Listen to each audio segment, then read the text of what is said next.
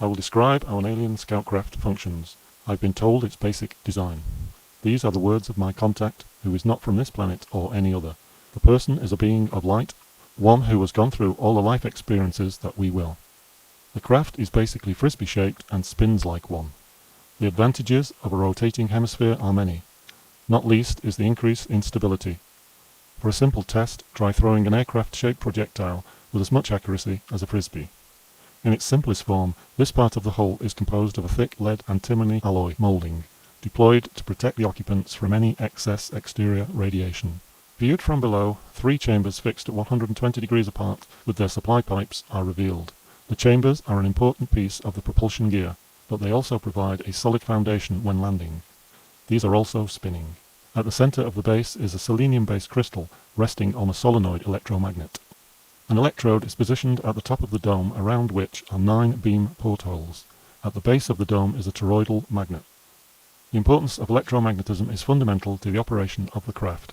2 types of electromagnets are deployed, the toroidal magnet and the solenoid magnet. Together they create a magnetic signature that contours the craft. This is the containment field for an antimatter formation. The solenoid is made of 12 identical pieces, each sequentially switched at high speed to create a magnetic vortex. This energy distorts the gravitational flux adhering the craft to the ground, resulting in a substantial weight loss. The power chamber is the heart of the craft and contains 2 identical pieces of uranium, situated at the center of the solenoid's hollowed core. Above and below are situated 2 filters, and the solenoid is protected by a gallidium lining. The chamber is sealed and the air removed to create a vacuum. The uranium is used to provide positrons and electrons at regular intervals in a controlled thermonuclear reaction. Usually, when particles are emitted from radioactive material, they escape at great speed. However, due to the nature of the magnetic suppression, the emission speed of the charged particles is greatly reduced, by a factor of 5, making them more manageable. The process is initiated by firing 2 power beams at the uranium ends, to close them tightly together. The power guns emit a coherent quark-based energy that repels matter. A device that propels protons is fired at the closed pieces. This manifests the release of more protons from the uranium atoms. A cascading effect takes place as protons are dislodged from neighboring atoms and the production of displaced protons multiplies. When sufficient release time has elapsed, the pressure from the 2 guns is reduced. Internal pressures within the uranium, caused by nuclear force, motions the 2 halves apart. The exposed surface allows the generated particles to escape and the amplification ceases. Being at the center of the solenoid's intense magnetic field, the charged particles are subjected to pressures which separate them at source. The positrons are forced towards the solenoid's south pole and enter and pass through a filter. The larger protons are reduced to their constituent parts, forming more positrons, which also pass through. At the reactor's base is a 6-sided crystal. When the positrons enter the crystal base, they try to follow the curve of the magnetic pathway, but are influenced by the crystal's symmetry. The positively charged nuclei of its structure repel the much smaller positively charged positrons and force them to adopt a lateral trajectory along its channeled matrix. The 6 positron groups enter an evacuated tube which guides them to a chamber. The positrons enter the fast-spinning, crystal-structured walls of the chambers and gather lateral momentum. The accelerated positrons are ejected into the atmosphere over 360 degrees. Simultaneously, the positron guns are fired, and the released positrons follow the toroid's magnetic pathway, both downwards and also towards the electrode. Those positrons travelling away from the center are given sufficient lateral momentum to take them clear of the craft's hull before being swept up by the solenoid's magnetic field. Those travelling inwards are quickly projected downwards and then upwards. Released electrons from the uranium are magnetically pressured towards the solenoid's north pole. They pass through a filter and are influenced by the negatively charged walls of the tube, which guides them towards the electrode, which adopts their electrically negative charge, and is used to react with any unspent positrons. Positrons annihilate the atmosphere, rendering it unstable. When this occurs, several things happen. The positrons convert to photons upon collision with atmospheric electrons. The photons incur damage to surrounding atoms, producing atomic fragmentation and a yield of more positrons, which adds to the turmoil, creating additional photons and atomic fragmentation. This amplification consumes the atmosphere, creating a void into which the craft is pushed by surrounding matter trying to neutralize the area. To create momentum, an imbalance of antimatter must be created.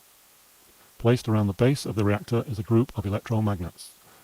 The circular-shaped array is composed of 3 main groups, which are also subdivided. When a deflector section is energized, its south pole is innermost. This field opposes the solenoid's own magnetic south pole field, deflecting the positrons down a new pathway. This means that they enter the crystal surface in a predefined area and exit only 4 of the crystal sides. They then travel down 4 supply pipes into 2 chambers. The resulting antimatter formation covers about half of the craft. These changes are effected almost instantaneously. The formation of antimatter over one half of its surface produces pressures on the craft's hull from ordinary matter trying to neutralize it. This propels the craft forwards. When the positrons are spent, there is a moment when the atmosphere is depleted, which forms a partial vacuum, which aids travel. It is this simple process that propels the craft to very fast speeds. This is very effective in outer space because space is full of transitional energy. The negatively charged hull reacts with any positrons within its vicinity. If the craft is completely stationary, the solenoid array is deployed to lessen the craft's mass attraction. This will be facilitated by rotation of the hull. The craft is energized to a high potential, and the electrode will be the recipient. This creates an electrogravitic effect which levitates the craft. The 3 chambers engage and start to rotate. On this craft they are mechanically linked to the rotational hull. When sufficiently clear of the ground, some of the positron guns are fired to tilt the craft, so the power chamber can be initialized. This will send the antimatter clear of the ground and the craft is propelled forwards. This photo shows the profile of a similar craft. The antimatter outline is very close. In 1985, NASA took a video of the now famous tether incident. This is part of that sequence. I amplified the colors resident in the video using D-Stretch software, the same used by archaeologists to discover hidden cave paintings. This armada of UFOs all appear to use this system of propulsion. It displays the pulses of antimatter and the resulting enlarged frontal area in the direction of travel. The number of pulses dictates the speed. This craft in Earth's atmosphere is limited to about 40,000 kilometers an hour, which can be achieved in 4 seconds from stop. But in outer space, the speed is close to that of light. However, in these small craft, there are severe limitations when approaching the speed of light that involve the physiology of the person inside. It is detrimental to one's health to exceed the limit. That is why they choose to distort space-time. It is much faster and less harmful to enter another realm, one where space is not a reality. This video, attributed to Bob Lazar, shows a Batman insignia of the approaching craft. This photo shows the area of least density between the 2 chamber releases. This would not be noticeable in complete darkness. In daylight, the antimatter area may not be noticeable at all except for some visual distortion. There is always some inefficiency causing photon release in the visible spectrum. This can be controlled to produce a range of colors used to stimulate those on the host planet. Different portions of the deflector magnets can be energized to create an imbalance in the 2 drive chambers. This implements horizontal steering. If the positron guns and the drive chambers are imbalanced, it will affect vertical trajectory. The mothership is a craft used to transport people over vast distances. Its size is dependent upon the alien race that constructs it. The larger craft are in excess of 16 kilometers in length and can carry as many as 2 million people. Inside, they resemble an organized city on several levels. Their food is often little more than a specially formulated tablet that contains all the essential nutriments. Some luxury food is grown on board, and they often spend time to harvest a planet's surplus food resources, although they are non-essential. When several years are spent traveling, this diversion is rewarding. In normal space, the mothership is powered by a plasma engine. The craft is steered by a network of energy beam units mounted at the opposite end of the craft. A neutron mass is at the center of a cylindrical magnet. It is fired upon by an argon laser emitted from a bored hole situated at the center of the drive solenoid. This action heats the mass to 4 million degrees Kelvin. The intensity of the cylinder magnet's magnetic field is increased to produce a reaction within the superconducting metal band. It procreates a release of high-energy antineutrons, which speed towards the center of the chamber, driven by the magnetic pressures.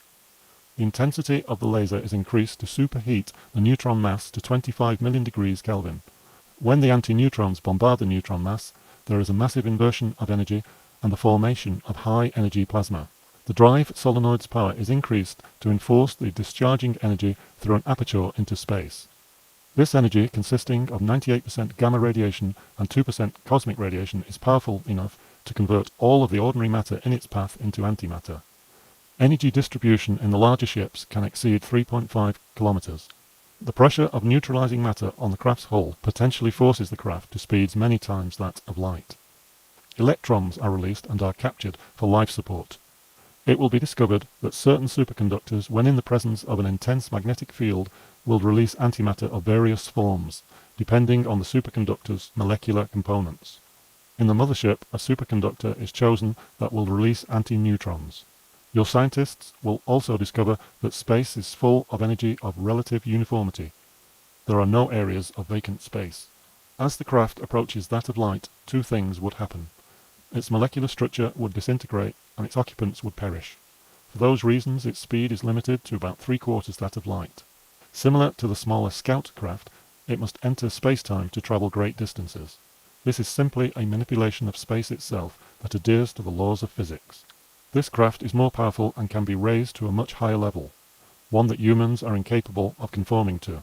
It is for this reason, when you are taken for a long journey, you have to adopt what you call the astral state. You are an immature being of light, and this is your subdued natural form, freed from the constraints of the physical body. Question. You mentioned that the drive solenoid exerts pressure on the gamma radiation. How is this possible? You are aware that it is photonic radiation and therefore not ionized. There are problems when I disclose information, for I do not want to hinder the progress of your scientists. However, I will say that a solenoid of sufficient magnitude can alter the pathway of several otherwise uncontrollable particles. Question. When travelling at light speeds, how are obstacles avoided?